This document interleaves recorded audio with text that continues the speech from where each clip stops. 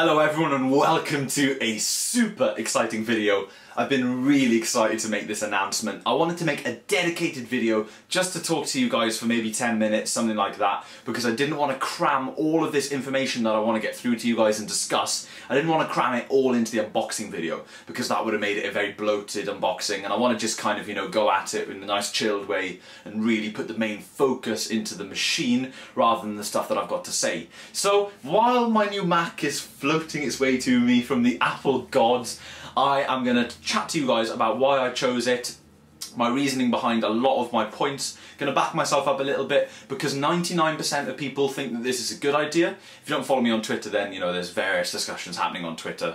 But anyway, 99% of people think this is a good idea, and there are a small few people that don't think this is a good idea. And sorry, I'm looking out the window just because everything happens out there when I record at this angle, and I've got so many lights in here to try and get a decent video lighting, and people are just, it's quite hilarious. But anyway, moving swiftly on to talk about my extremely exciting purchase of a 15-inch Retina MacBook Pro. So just for reference, before we get anywhere in this video, it's probably best if I list the specifications, as many as I can remember, so that you guys have a point of reference when I'm making my points about the machine. So of course, it is a Retina 15-inch MacBook Pro.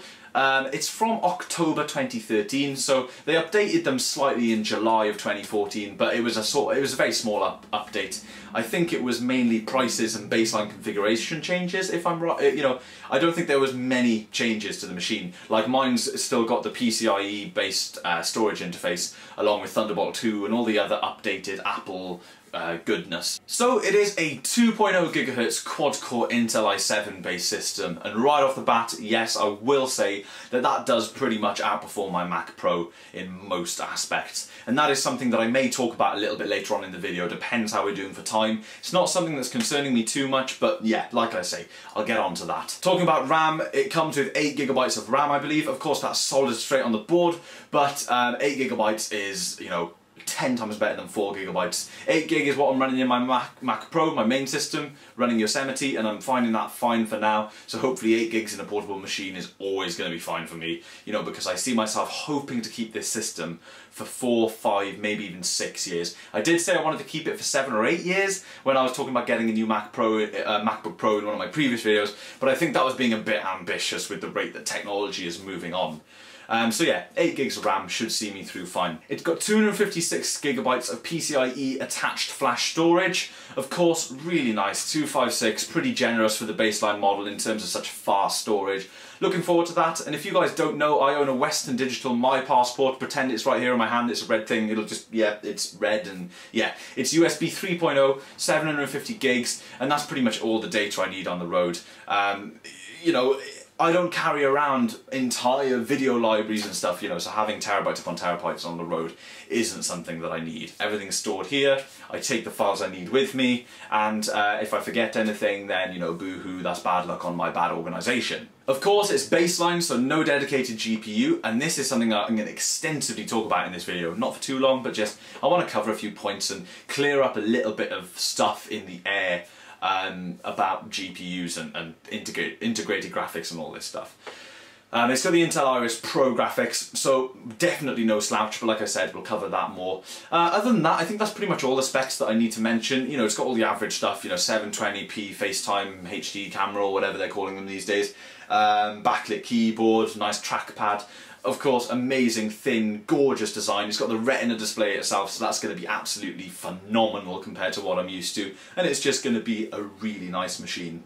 So I paid £1,189 for this straight from Apple, which in my eyes is an amazing deal. It's baseline from last year, but you're still saving £410 if you look at buying the baseline brand new this year. So I bought it from the refurbished store, of course, and that gives you a 1-year warranty. You have the option to buy Apple Care, which I will be doing as soon as I can get some spare money together. Of course, you're buying it from Apple, so they've refurbished it. And I assume, you know, it's Apple. They know what they're doing, so I'm hoping the machine is going to arrive in pretty decent condition. My friend recently bought a Retina 13-inch MacBook Pro from the refurb store, and that thing was basically brand new when it turned up. So I'm expecting a similar, if not identical, service. So, what was I going to do? I was going to buy a brand new 13-inch model. Now, I was only settling for a 13-inch screen because I couldn't afford the 15. I really didn't want to splash 1599 on a 15-inch MacBook Pro that was way more power than I needed on the road. Granted, even this one is way more, you know, 3, 4, 5 times quicker than I'd ever need on the road. But it's going to be nice and future-proof. And future-proofing is something that we'll talk about a little bit further down the line in this video, like a lot of other things I've mentioned, but I'm just trying to give an overall basis of my sort of idea strategy in my head. So I was going to go 13, which costs roughly the same price that I've just spent on this 15. And that would have got me half the storage. Of course, half the storage, dual core, i5, 13-inch screen. It was generally a worse machine. Not that I need the quad-core i7, but hey, you know, if I can spend £10 less and get it, then I see that as a massive bonus. Of course, as well, I was primarily shopping for a 15-inch screen. I was just settling for the 13 because I've got really bad eyesight. And yes, I use a white MacBook. I used one back in the day as my main machine for quite a few years, and it's how I made all my original videos and stuff. But these days, I just have to use a 15-inch screen when I'm flicking about really quick everywhere, and if I edit a video, you know, it's really nice to have the 15. So I'm so glad I found this deal, guys. In my eyes, it's infinitely better than the 13-inch that I was going to go for. Double the storage, so I'll be able to keep, you know, quite a bit of music on there, which is something that I would like to keep on there because I do gigs and stuff. It's always nice to have a nice, decent, beefy music library with you of all different kinds of genres and stuff. If I was going with the 128 gig 13-inch, I think after installing like Logic, Final Cut, and, you know, putting all of the essential documents I wanted on there and stuff, I wouldn't have had enough space or storage left to comfortably store a nice lot of music and also have a scratch disk if I wanted to edit a video on there. Because, you know, a long video from me with all of the associated files, like the imported files off the camcorder, as well as the exports and the render files, and all of this stuff, and the compressed files, it can all sometimes be about 20 gig, sometimes even 30 gig per video of all the different files that I use for it. You know, that's going extreme when I do long, massive videos, but you never know what I'll have to edit on the road, especially doing 5 videos a week and trying to keep you guys entertained for 5 out of the 7 days in these weeks. Point number 1 is pretty much over with. You know the specifications, and you know that I think, personally, it's a really, really good deal. Now, yes, I could have shaved off another 100, 200, something like that, from a trusted eBay seller. I really could have. But I didn't. I bought it from Apple. I've never bought a laptop from Apple before. I've never bought anything from Apple before directly. You know, all of my Macs have always been eBay buys, and I've had brilliant luck. PowerBook G4, Mac Pro, Power Mac G5, the first one that I got that I used as a main machine. I'm only going to talk about main machine use.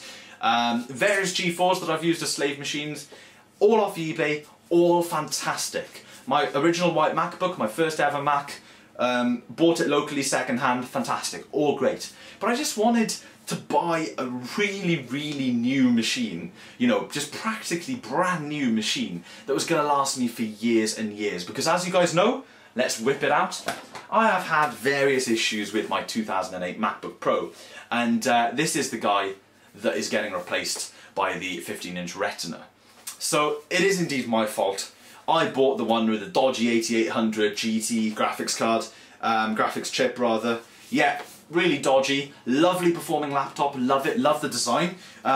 I don't know what I'm going to think about the Retina once I get it because I'm not that familiar with them, but this is one of my favourite laptop designs with one of the nicest keyboards in the history of laptops ever, full stop. I love it. If you guys haven't typed on one of these, I recommend doing so, or a PowerBook G4, just so you can feel how nice it is, but you will never look at your own laptop in the same way again. I know I'm making a lot of fuss about a keyboard, but with a portable machine, when you're typing up a lot of documents and stuff, it really does make a difference. I love typing on that thing. It is great. But hey, I'm going to have a smoother, lighter, smaller, faster, more durable, more reliable machine to do all of this stuff on. It's just a huge, huge upgrade. Really, I've got no point to back up why I didn't buy it on eBay. I just went for it. I took the plunge, went to the Apple refurb store, smashed the button and really enjoyed it. And by the way, if you want to see a little bonus clip of last night when I was ordering it, I think I've got a couple of clips I recorded on my phone just randomly. I was going to make a little vlog, but then I realised I'd been vlogging the whole week, so yeah, I'll throw those in right now for you guys. Sorry I'm talking quietly, guys, but I've just ordered a MacBook Pro 15-inch Retina display. I don't know why. Actually, I do know why, but I'm just so excited. I can't believe this. So cool. So cool. And I'm talking quietly because it's late. But yeah, I'm going to scroll through my tweets because we had a Twitter fest, everyone, you know, seeing if I should buy it or not. And what I'm saying isn't making sense, but yeah. So you guys can see that I was really excited, and I still am really excited. Hopefully you guys will be seeing the unboxing in the next video or the video after that. I'm just so absolutely thrilled. I cannot wait. I really cannot. So, all of these MacBook Pro plans going really well. Let me talk about a point that was raised a couple of times by a couple of different people, not many, 2 or 3 different people, and something that I've thought about, and that's graphics. You know, I'm going from a computer with a dedicated GPU to a computer with an integrated GPU. Now, of course, we can pretty much say that a dedicated graphics card will always be better than an integrated graphics solution. Now, what is better? Better to me is something that you can utilise more efficiently than the other alternative option. That's technically what better means to me. So, if I needed a dedicated GPU, if I needed all of that graphics processing power on the road, then of course the better option would be to go for the, what is it, the 750M that they've got in them these days. Very beast, very nice. Of course, not bad at all. Not top of the line gaming notebook spec, but yeah, really good to get that stuff done. Leaps and bounds ahead of anything integrated. But of course I didn't. I went for baseline and I went for integrated. Of course, mostly for cost, don't get me wrong, you'd want a faster computer every single time, but getting integrated graphics does indeed come with its perks. Now, I have owned a laptop with both integrated and dedicated graphics. I've owned the 17-inch 2011 MacBook Pro, which had a Radeon card in it. It was like a 60-something with a gig of graphics memory, and also it had the Intel 3000 series graphics or 4000 series graphics. Can't quite remember. Anyway, the interesting thing about those computers is when you open a Pro application, the graphics will switch. So I'm using the Intel integrated option, I'm using it quite happily, and then I open Final Cut, boom. The computer switches to using the dedicated graphics. Now of course that's a great thing, you get faster graphics performance, right? Well, you get much more power consumption happening. So your laptop will last not as long on a charge. So it's recommended that you plug in the computer when you're using the dedicated graphics chip. Now I'm not sure how efficient the OS and the applications are at controlling the graphics switching these days, but with that, if I just so much as opened a Pro application, boom, it would switch graphics. Now I might personally be happy with waiting a little bit more and rendering my videos using the internal dedicated graphics solution and not touching the card because, you know, makes more heat, consumes more power, I get less battery time. Haven't got my charger, for the last two hours of the day I can't use the computer. So that was one gripe I didn't like about it, but of course it was quick, speedy, really efficient and nice to have. Another little interesting thing is of course reliability. Now, don't get me wrong, this thing is to the extreme. Pretty much everyone that has a 2008 MacBook Pro has had a graphics issue. They are notorious for their dedicated GPU failures. However, you know, there was a legitimate documented problem with those computers. However, the reliability rate of laptops with dedicated GPUs are indeed lower than those with integrated GPUs. Think about it, you're cramming them into the same case, but you're bringing this hefty GPU, shoving it into the side, cooling it with all the same, you know, it's the same design, it's bound to run hotter and less efficiently than the model without the GPU. Now don't get me wrong, Apple are brilliant at designing laptops, so I'm not saying, oh, if you get a dedicated GPU in your MacBook Pro it's going to overheat and die. That's not what I'm saying. All I'm saying is you can always guarantee on the integrated being a little bit more reliable because it's your CPU, and if your CPU goes, you've got no computer. Moving on to I think my third point about graphics, and that is the Intel Iris Pro itself.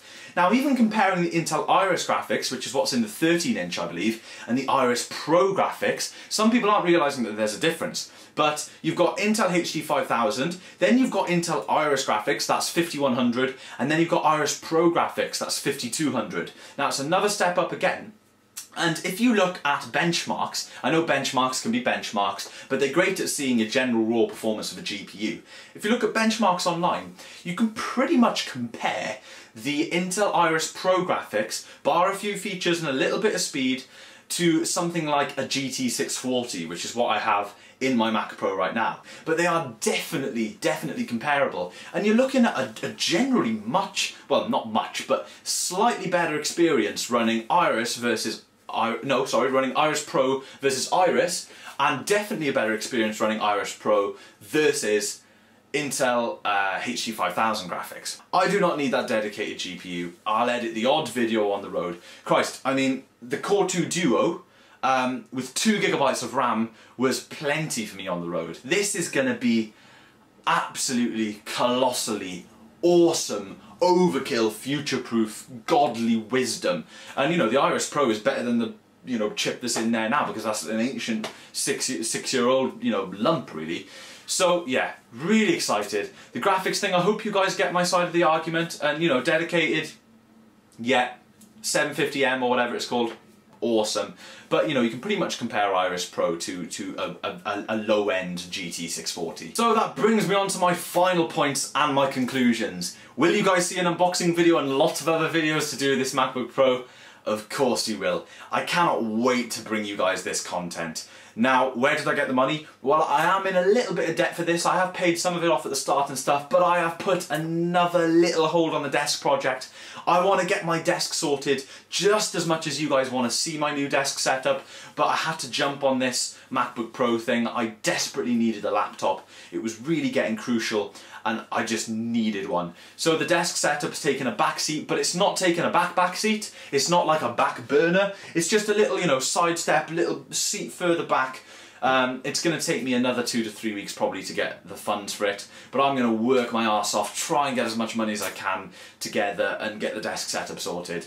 I haven't blown all of my desk money on the MacBook Pro, I promise. I've still got a little fund there that is ready to be built up and added to, so that I can buy all of the awesome things that I was planning to buy for my desk setup. But anyway guys, I've been rambling for far too long. I hope you've enjoyed this video. Thumbs up if you liked it. I notice when I ask people, they actually thumb up more, which is great. If you guys want to thumb up, it really helps me out. I'm putting so much effort into all these videos, and I'm hoping that you guys are enjoying them.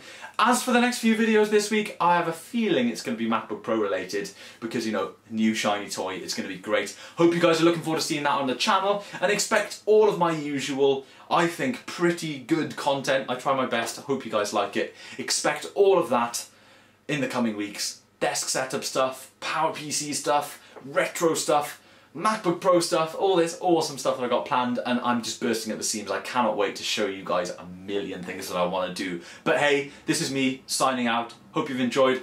Thumbs up if you like Red Dwarf t-shirt, and I'll see you guys in tomorrow's video.